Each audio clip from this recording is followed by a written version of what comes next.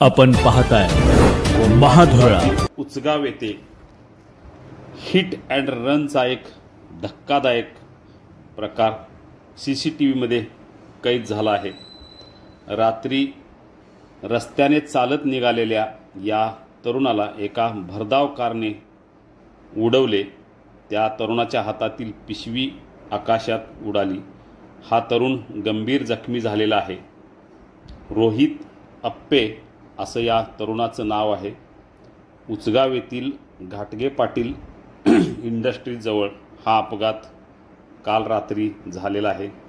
याबाबत गांधीनगर पोलीस ठाण्यात गुन्हा नोंद झाला असून त्याचा अधिक तपास सुरू आहे. हा तरुण शांतपणे रस्त्याच्या बाजूने निघालेला असताना मागून येणाऱ्या भरधाव कारने त्याला उडवले. ही घटना CCTVमध्ये कैद झालेली आहे. चारचाकी अतिशय वेगात होती.